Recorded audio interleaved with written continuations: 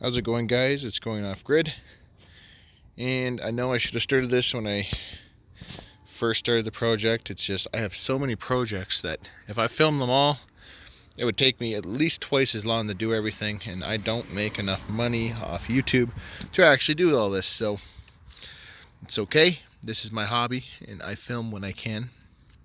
So I'll fill you in with what's up here. I got this 2,000 watt was it King Canada? Freaking spider here. Get out of here.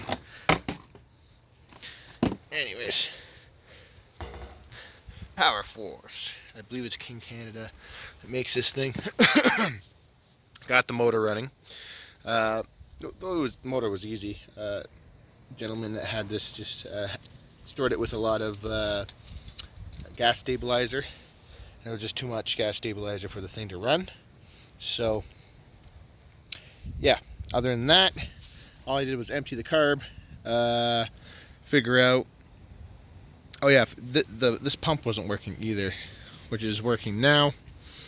And then it started running rough, like high idle, low, but I think that's because this is the inverter board that came out, and this is the one I'm putting in, because this one is shot.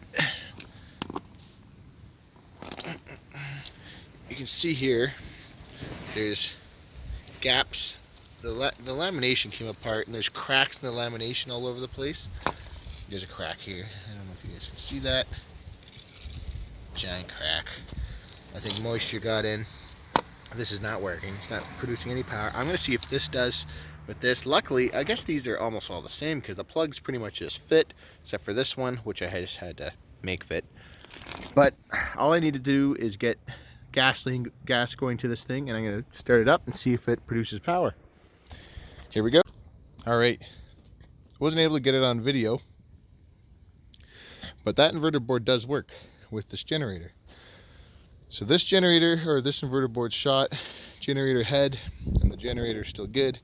This inverter board is good, which is surprising because I bought this for my old, this is the inverter board out of that old Black Max 1000 watt generator, 800 watt running. I bought another one for parts, and that's where this came from. And you can see it is quite a bit smaller.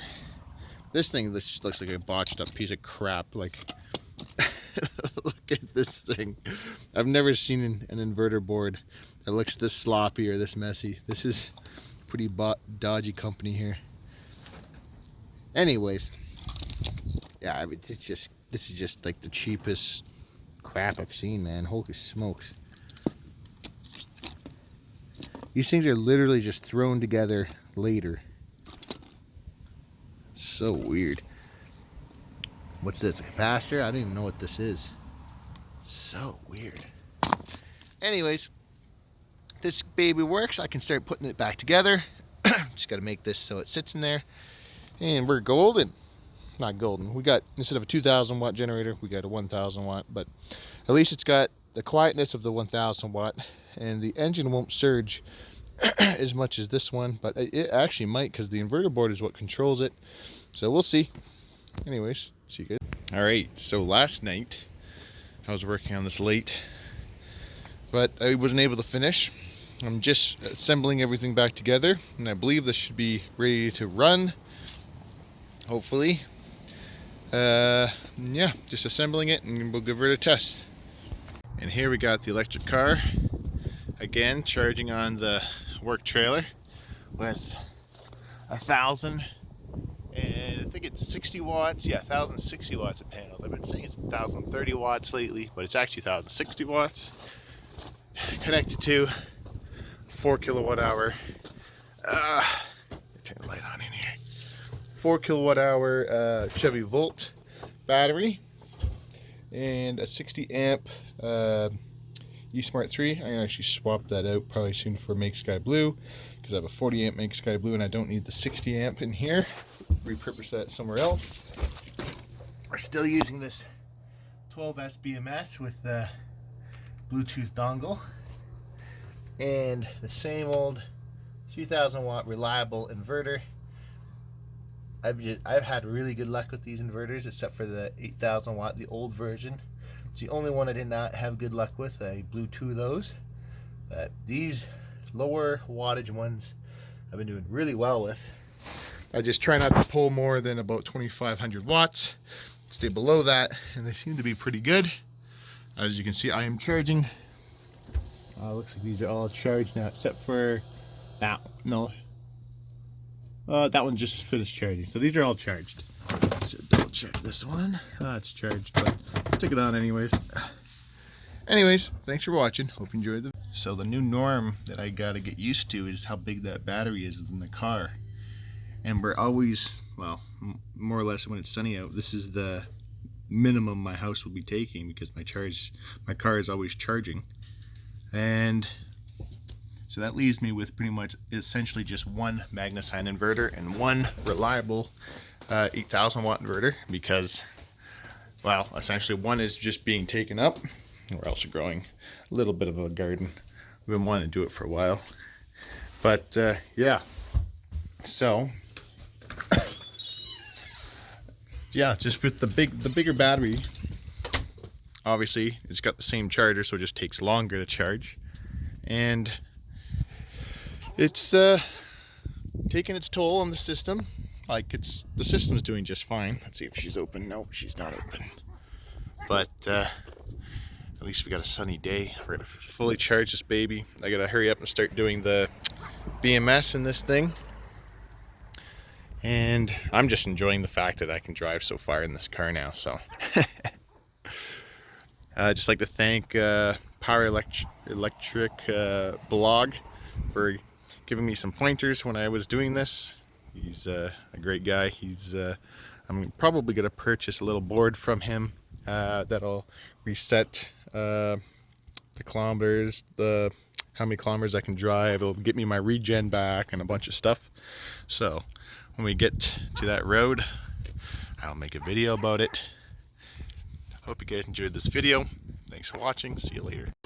Alright, so we made decent power today. This thing keeps falling off.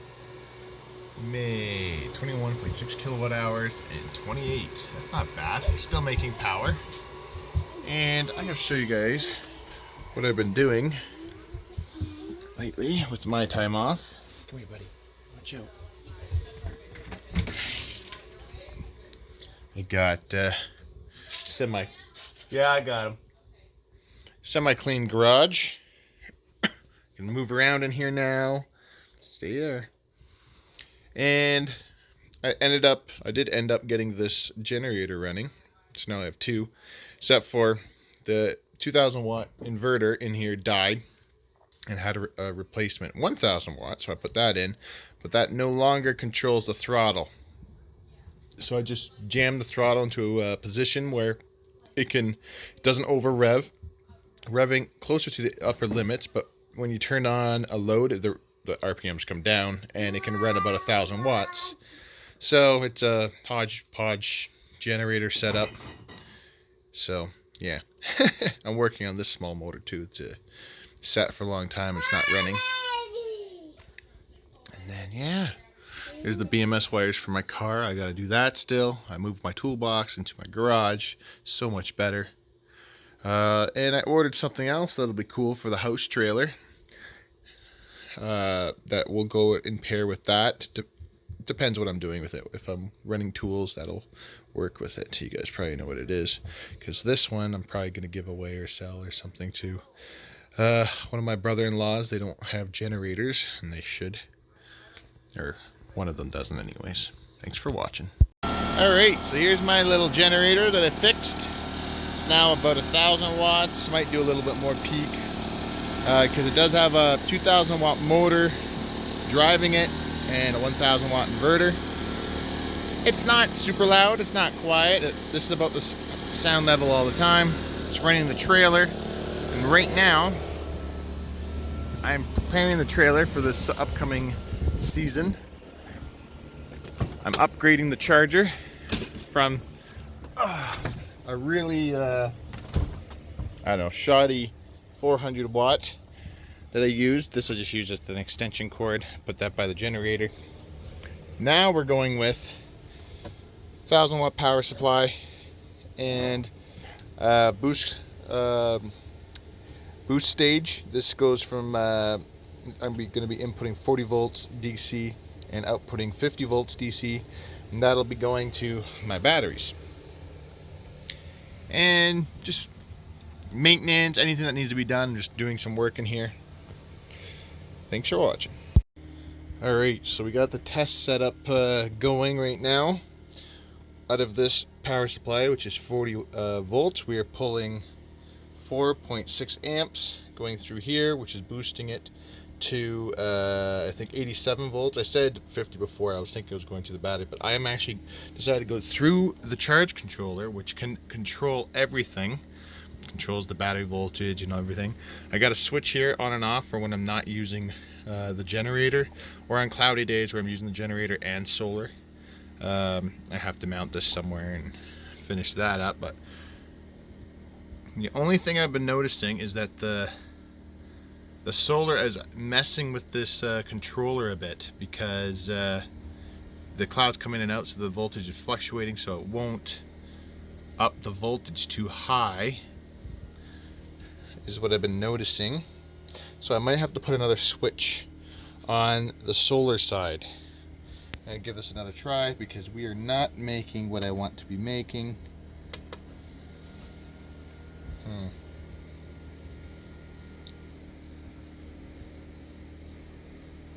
It's very interesting.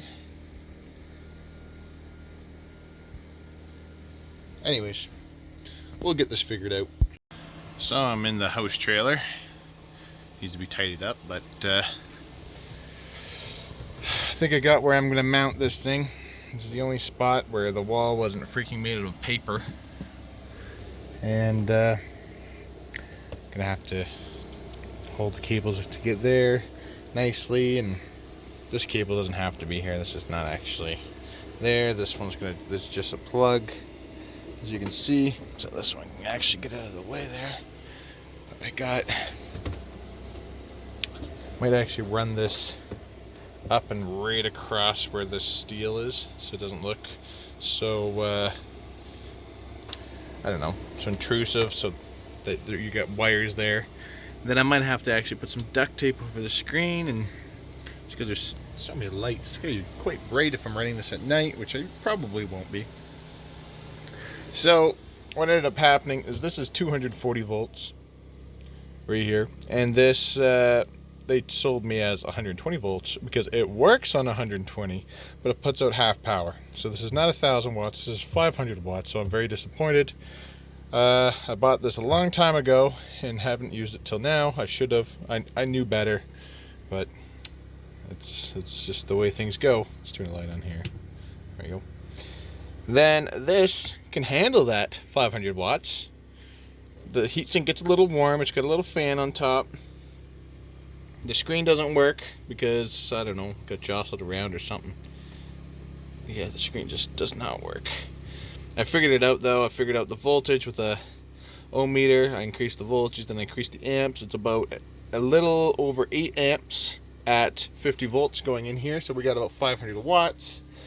So this is consuming about 500 watts. It's outputting about 400 watts, maybe a little over 400 watts, something like that. And I got my switch here so I can turn it off, but this one it doesn't matter because these capacitors are 200 volts. This is much better than the red one I had. Those were only 100 volt capacitors. So the capacitors, if I would have left them on all the time, the solar panels could have actually wrecked them, because the solar panels can hit up to 100 volts.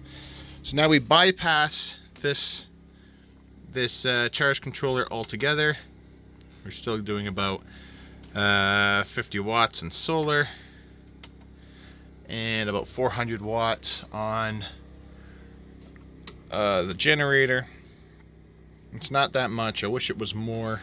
I'm gonna have to buy either another one of those if I can't find a 1,000 watt 120, or I'll just find a 1,000 watt 120.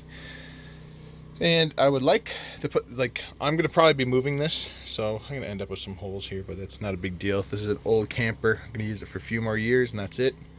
I want to move all this to underneath. Under this is all storage, under the trailer. I'm going to be adding another 6 kilowatt hours of battery, so this trailer will have 10 kilowatt hours total. I want a 1 kilowatt hour charger for it that'll actually put out a kilowatt hour.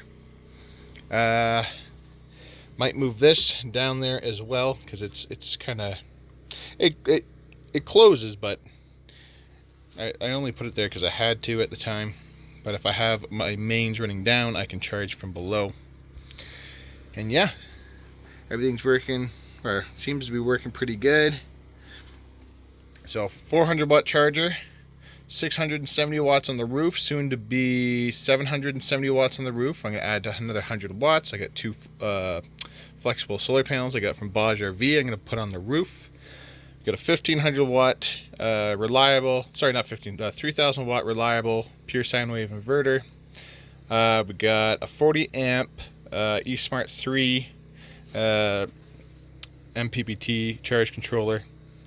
And then currently we have 4 kilowatt hours worth of storage right now, which are 2 Chevy Volt 48 volt batteries. And then I also have in my trailer that I installed is an 8000 BTU. Is a mobile air conditioner. This was a 1 hose that I converted to a 2 hose. The 1 hose worked okay, but it was very inefficient. It pretty much just ran non-stop. The 2 hose actually works. So this is the smallest you can go for a trailer this size, and this is only a 21 footer. And yeah, 8000 BTUs would be the absolute smallest. I would not put a 5000 in here. There's no way a 5000 I don't think would keep up. Not with direct sun on it. And yeah, we're using the generator out here that I fixed. The generator can only produce about 800 watts continuous. Yeah, so it's heavy. It's as heavy as a 2000 watt and as usable as a 1000 watt. So yeah, it's still good though. Better than nothing. Thanks for watching.